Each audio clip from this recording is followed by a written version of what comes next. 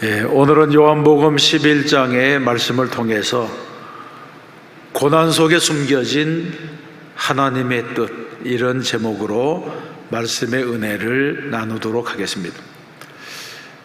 여러분, 믿음이란 무엇입니까? 우리는 믿음에 대해서 여러 가지로 표현할 수 있습니다. 그런데 그 중에 하나는 믿음은 신앙적인 반응이라고 하는 것입니다. 믿음은 하나님께 반응하는 것입니다. 믿음의 반대는 불신앙인데 흔히 두려움과 염려로 나타납니다. 그러면 하나님께 올바르게 반응한다고 하는 것은 어떤 것입니까? 한마디로 말해서 어떤 상황 속에서라도 평상심을 가지는 것입니다. 일시적인 불안이 마음을 두렵게 할지라도 믿음의 사람은 그 불안, 그 두려움에 사로잡히면 안 됩니다. 믿음의 사람은 낙관주의적인 자세를 가지는 것이 필요합니다. 이런 낙관주의를 무책임과 무사안일주의와 동일시해서는 안 됩니다. 믿음의 사람이 가지는 낙관주의는 내 인생에 하나님을 더한 낙관주의라야 합니다. 믿음의 영웅들은 모두가 이런 자세로 자랐습니다. 요셉은 유혹이 다가왔을 때 내가 어찌 이 큰 악을 행하여 하나님께 죄를 지으리까, 이렇게 말하며 죄의 유혹을 뿌리쳤습니다. 다윗은 고난 가운데서 내 영혼아, 내가 어찌하여 낙심하며 어찌하여 내 속에서 불안해하는가? 너는 하나님께 소망을 두라. 그가 나타나 도우심으로 말미암아 내가 여전히 찬송하리로다, 이런 노래를 하나님께 올려드렸습니다. 다니엘은 뜻을 정하여 왕의 진미를 거절하였고, 다니엘의 세 친구는 그리 아니하실지라도의 신앙으로 풀무불을 선택했습니다. 이것이 바로 믿음의 반응입니다. 여러분도 신앙생활하는 가운데 고난이 다가오더라도 믿음으로 반응하는 성도가 되어야 할 줄로 믿습니다. 우리가 하나님 한 분만을 두려워하면 세상에 두려워할 것이 없습니다. 그래서 하나님 한 분만 두려워하는 사람은 세상이 감당하지 못합니다. 애굽의 권력이 죄수인 요셉을 파괴하지 못했고, 사울의 왕권이 다윗을 해치지 못했고, 사자굴이 다니엘을 죽이지 못했고, 극렬히 타는 풀무불도 다니엘의 세 친구들을 사르지 못했습니다. 또한 하나님께서 함께 하시는 엘리야는 극심한 가뭄 속에도 생존을 했고, 바울은 모진 핍박 가운데서도 사명에 따라 살았습니다. 바울은 고린도후서 6장에서 무명한 자 같으나 유명한 자요, 죽는 자 같으나 보라, 우리가 살아있고, 징계를 받는 자 같으나 죽임을 당하지 아니하고, 근심하는 자 같으나 항상 기뻐하고, 가난한 자 같으나 많은 사람을 부요하게 하고, 아무것도 없는 자 같으나 모든 것을 가진 자로다, 이런 고백을 하게 된 것입니다. 이것이야말로 하나님의 백성들이 누리는 풍성함에 대한 고백이라고 할 수 있습니다. 우리 모두는 믿음으로 이런 고백을 하는 성도가 되어야 합니다. 오늘의 본문은 나사로의 부활에 관한 말씀입니다. 나사로는 예수님이 사랑하시던 제자였습니다. 나사로의 집은 베다니였는데 이 베다니는 예루살렘에서 오리 정도 떨어진 곳에 있습니다. 예수님은 예루살렘에 올라오실 때마다 이 베다니에 있는 나사로의 집에 들리셨습니다. 나사로의 동생들은 마리아와 마르다인데 이 두 자매도 예수님을 극진하게 섬겼던 여제자들이었습니다. 마리아가 예수님의 발에 향유를 붓고 머리털로 씻었다는 기록이 2절에 나오고, 또 마르다는 예수님을 대접하기 좋아해서 음식을 잘 장만해서 예수님을 기쁘게 했다고 했습니다. 또 마리아는 예수님의 발치에서 말씀 듣기를 좋아했다고 했습니다. 이런 모든 기록을 통해서 볼 때에 나사로의 형제들은 예수님을 극진히 사랑하고 섬겼고, 예수님 또한 그들을 사랑했습니다. 그런데 성경을 읽어보게 되면 나사로의 가정에는 부모님이 없었습니다. 그리고 나사로나 그의 누이들이 결혼을 해서 가정을 가졌다고 하는 언급도 없습니다. 요즘의 표현대로 한다면 나사로의 가정은 일종의 결손 가정입니다. 이런 가정에서 가장의 역할을 하던 나사로가 죽었습니다. 이것이 바로 오늘의 본문의 배경인 것입니다. 나사로의 죽음은 삼남매가 의지해서 살아가던 가정에 절대절명의 위기가 되었습니다. 여러분, 우리도 가끔 예수를 잘 믿는 가정이 당하는 불행 때문에 질문하게 됩니다. 하나님, 왜 이런 고난이 저 가정에 오게 된 것입니까? 또 그렇지 않으면 하나님, 무엇 때문에 내가 이런 고난을 당해야 합니까? 이런 질문을 하게 됩니다. 이것은 마치 욥이 고난의 제 가운데 앉아서 탄식한 것 같은 질문이 됩니다. 하필이면 예수님을 극진히 사랑하는 사람에게, 예수님을 잘 믿으려고 애쓰는 사람에게 왜 불행이 찾아오는지, 왜 질병이 찾아오는지 궁금할 때가 있습니다. 그러나 이런 질문에는 정답이 없습니다. 다만 이런 사람들에게 본문이 주는 의미가 남다를 것입니다. 왜냐하면 고난을 통하여 역사하시는 하나님의 목적을 조금이나마 들여다볼 수 있기 때문입니다. 나사로가 죽게 되었을 때에 마리아와 마르다는 즉시 예수님께 사람을 보내어 소식을 보냈습니다. 3절에 보게 되면 이에 그 누이들이 예수께 사람을 보내어 이르되 주여 보시옵소되 사랑하시는 자가 병들었나이다, 이렇게 알렸습니다. 이렇게 사람을 통해서 기별을 보낼 때에는 아직 나사로가 죽지 않았을 때입니다. 마리아와 마르다는 비록 나사로가 중병에 들었을지라도 예수님만 오시면 낫게 될 것이라는 희망을 가졌습니다. 그래서 예수님께 급히 기별을 보내고 예수님이 오시기를 기다렸습니다. 성경에 보게 되면 성경에서는 성도가 위기를 당하면 고난 중에 기도하라, 하나님께 부르짖으라, 의인의 간구에는 역사하는 힘이 많으니라, 이렇게 말씀합니다.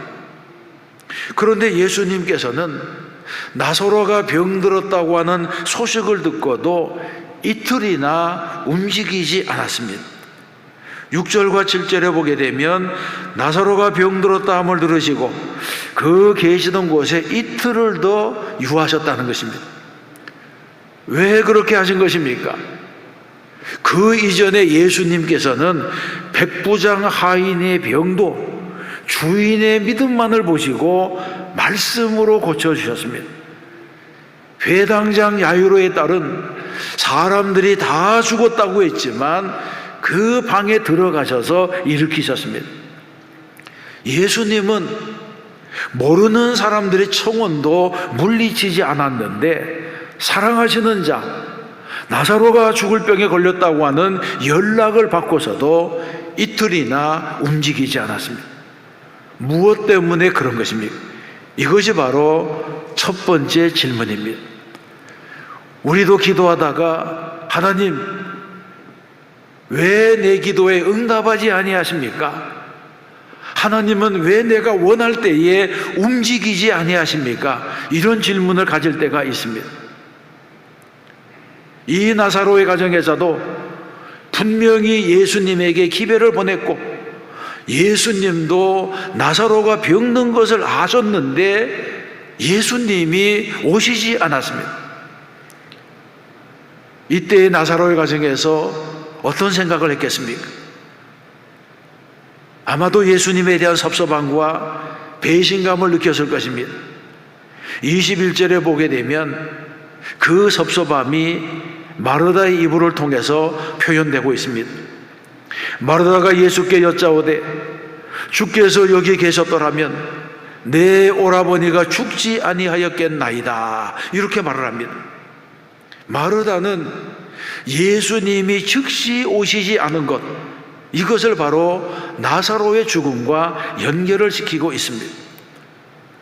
마르다는 예수님께서 어려움을 당한 자기들의 가정을 외면하신 것처럼 보였고 자기들의 사랑이 예수님에게 거절당한 것 같이 보였습니다.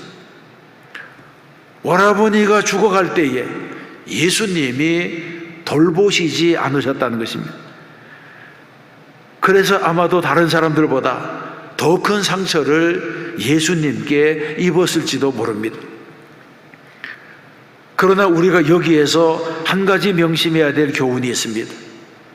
그것이 무엇이냐 하면 사람들은 고난을 당할 때에 심신이 허약해지기 때문에 쉽게 시험에 빠집니다. 조금만 섭섭해도 영적으로 건강하고 은혜가 충만할 때는 문제도 되지 않았던 일들이 올무가 됩니다. 그래서 마음이 상하게 됩니다. 여러분, 마음이 상했다는 것, 속상하다고 하는 것, 이 말의 뜻을 생각해 보세요. 마음이 상했다고 하는 것은 속이 썩었다는 이야기입니다. 현대의학에서 속이 썩는 것은 암병에 걸렸다는 것입니다. 여러분, 속상하면 누가 손해를 봅니까? 속상하면 내가 먼저 손해를 봅니다. 그러므로 우리는 상처를 받지 말아야 됩니다.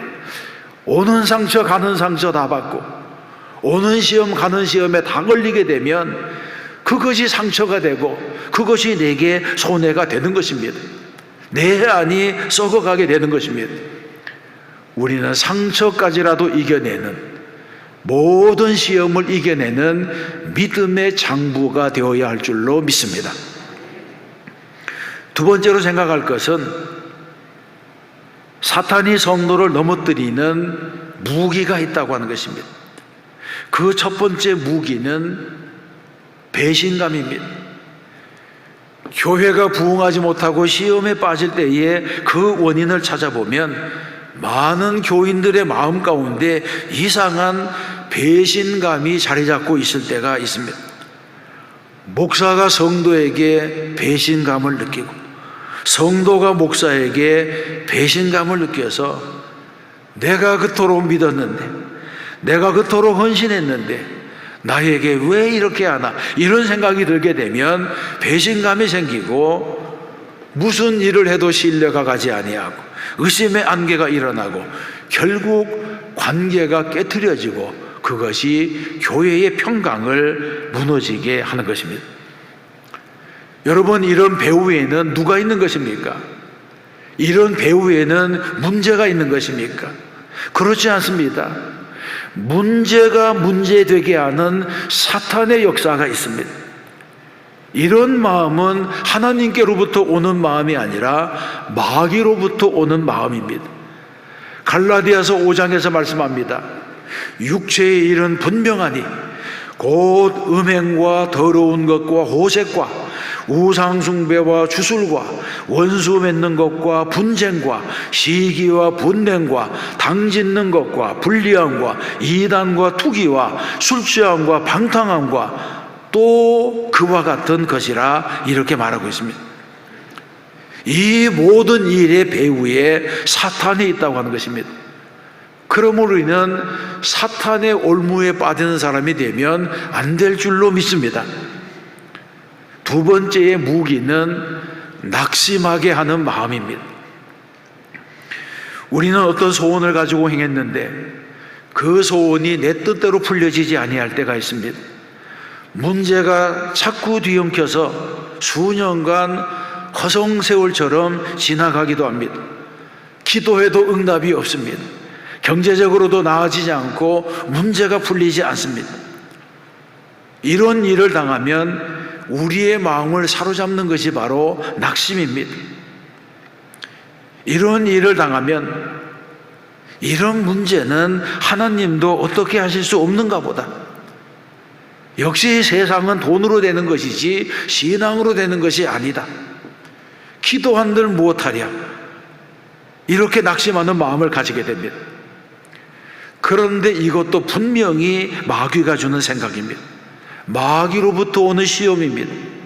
하나님께서 우리에게 주시는 마음은 두려움이 아니라 오직 능력과 사랑과 근신하는 마음이라고 했습니다.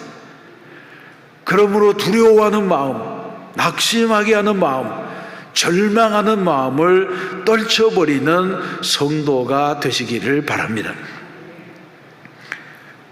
성경에서 요셉과 모세, 다윗과 욥, 이런 인물들의 고난을 생각해 보세요. 이들이 당한 고난은 하루 이틀의 고난이 아니었습니다.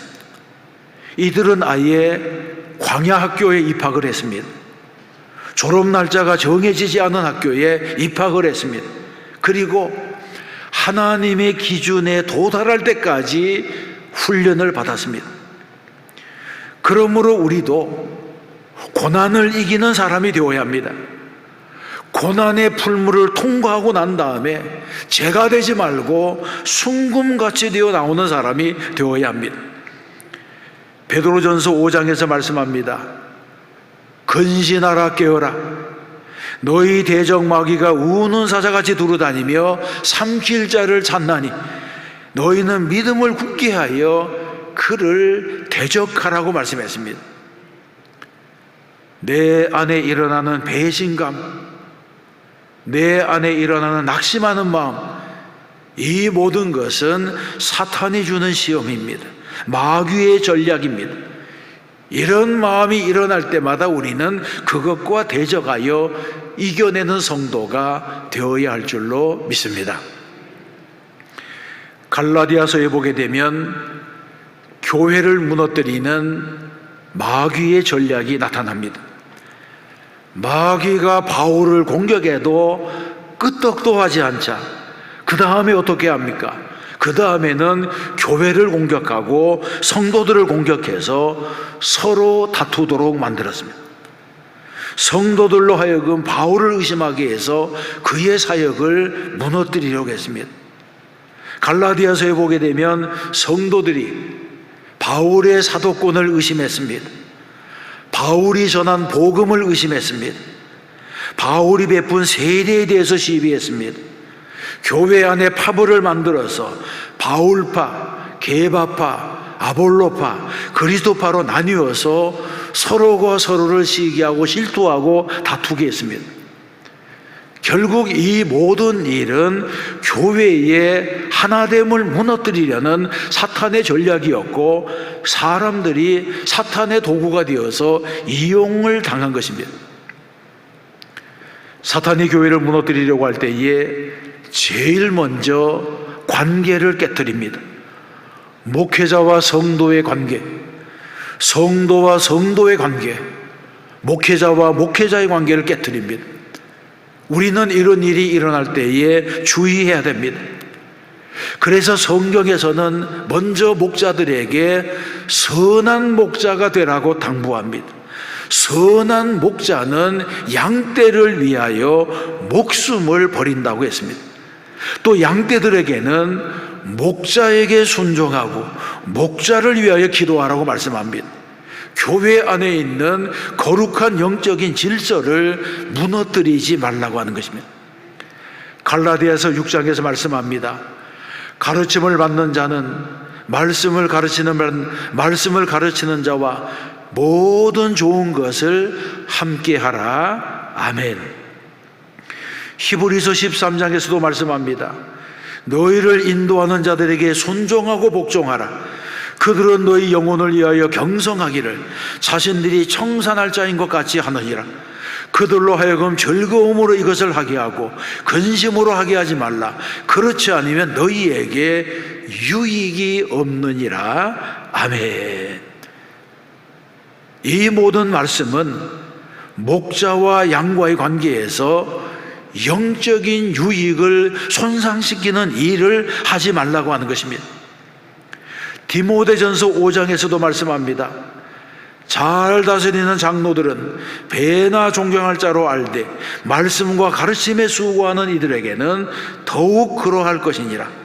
성경에 일렀으되 곡식을 밟아 떠는 소에 입에 망을 씌우지 말라 하였고 또 일꾼이 그 싹을 받는 것은 마땅하다 하였느니라. 아멘. 여러분, 이처럼 목자와 양의 관계는 대단히 어려운 관계입니다. 교회를 일치시키고 하나님의 영광을 나타내려면 목자와 양떼들 사이에 조금도 틈이 나지 아니하도록 하나됨을 단단히 지켜야 됩니다. 마귀가 틈타게 해서는 안 됩니다. 무엇 때문인지 교회 안에서는 싸우고 다투면 안 된다는 것입니다. 우리 교회는 평안한 교회입니다. 창립 47주년이었지만 한 번도 갈라진 적이 없는 교회입니다. 에베소서 4장에서도 말씀합니다. 모든 성도들은 부르심에 합당하게 행하여 모든 겸손과 온유로 하고 오래 참음으로 사랑 가운데서 서로 용납하고 평안에 매는 줄로 성령에 하나 되게 하신 것을 힘써 지키라고 했습니다. 이런 교회가 부흥하고 이런 성도가 복을 받게 되는 줄로 믿습니다. 그러면 예수님께서는 왜 이틀이나 지난 후에 베다니로 가신 것입니까? 거기에는 몇 가지 이유가 있습니다. 첫 번째는 부활신앙을 가르쳐 주시기 위해서입니다. 죽은 나사로를 살리는 현장에서 예수님이 선포하신 위대한 말씀이 무엇입니까? 그것은 요한복음 11장 25절과 26절의 말씀입니다. 나는 부활이요 생명이니 나를 믿는 자는 죽어도 살겠고 무릇 살아서 나를 믿는 자는 영원히 죽지 아니하리니 이것을 내가 믿느냐라고 말씀합니다. 병든 나사로를 고치셨으면 또 하나의 치유 기적을 더한 것이 되었을 것이지만 죽은 나사로를 살리심으로 장차 십자가에서 죽으시고 부활하신 예수님의 부활을 명명백백하게 예고하신 것입니다. 그러므로 이 사건은 사건으로 나타난 말씀이라고 할 수 있습니다. 예수님은 죽은 자도 능히 살리시는 전능자이신 동시에 이 사건을 통해서 모든 사람에게 생명을 살리는 역사가 무엇인지를 보여주신 것입니다. 두 번째는 제자들을 믿게 하기 위해서입니다. 예수님은 사람들이 예수님의 가르침을 받지 아니하는 것을 이상하게 생각했습니다. 그래서 마태복음 11장에 보게 되면 우리가 너희를 향하여 피리를 불어도 너희가 춤추지 않고 우리가 슬피 울어도 너희가 가슴을 치지 아니하였다 함과 같도다 이렇게 말씀하시면서 꾸짖었습니다. 이렇게 믿지 못하는 사람들을 위하여 주님은 놀라운 기적을 준비하셨습니다. 요한복음 11장 14절로 15절에 보게 되면 이에 예수께서 밝히 이르시되 나사로가 죽었느니라 내가 거기 있지 아니한 것을 너희를 위하여 기뻐하노니 이는 너희로 믿게 하려 함이라고 말씀합니다. 이 말씀은 예수님께서 제자들에게 주신 말씀입니다. 예수님께서 제자들에게 나사로가 죽었느니라 이렇게 말씀하시고 난 다음에 내가 거기 있지 아니하는 것은 너희를 위하여 내가 기뻐한다 그렇게 말하면서 이는 너희로 믿게 하려 함이라 죽은 나사로가 살아나는 모습을 보고 내가 누구인지 너희가 분명히 알게 되리라, 이런 말씀을 한 것입니다. 실제로 나사로의 부활은 많은 사람들을 예수 믿게 하는 기회가 되게 했습니다. 세 번째는 복음을 전파하시기 위해서입니다. 45절 말씀에 보게 되면 마리아에게 와서 예수의 하신 일을 본 많은 유대인이 그를 믿었다, 그렇게 말합니다. 나사로의 죽음과 나사로의 부활을 통해서 그 주변에 있는 사람들뿐 아니라 예수를 알지 못하고 믿지 못하던 많은 사람들까지도 예수님을 믿게 되었습니다. 성도의 고난을 통해서 역사하시는 하나님의 능력이 나타난 것입니다. 예수님께서는 이 모든 결과를 통틀어서 4절에서 말씀하신 것이 무엇입니까? 이 병은 죽을 병이 아니라 하나님의 영광을 위하며 하나님의 아들이 이로 말미암아 영광을 받게 하려 함이라고 말씀했습니다. 인간의 육신의 질병까지라도 하나님의 영광의 도구가 될 수 있다고 하는 것을 말씀해 주고 있습니다. 사랑하는 성도 여러분, 우리 모두는 하나님의 눈을 가지고 세상을 바라보아야 합니다. 하나님의 관점으로 우리는 세상을 보아야 합니다. 그리고 우리는 하나님의 마음을 가지고 이 세상에 나가야 됩니다. 내게 일어나는 이해할 수 없는 사건 속에 숨어있는 하나님의 뜻이 무엇인지를 분별해야 됩니다. 그리고 우리는 해석된 삶을 살아야 됩니다. 내 삶의 의미를 분명하게 깨달아서 목표지향적인 삶을 살아가야 하는 것입니다. 이런 사람들은 넘어지는 것도 은혜요, 일어서는 것도 은혜요, 전진해도 은혜요, 머물러서도 은혜라고 하는 사실을 믿음으로 고백하는 사람이라고 할 수가 있는 것입니다. 로마서 8장 28절에서 말씀합니다.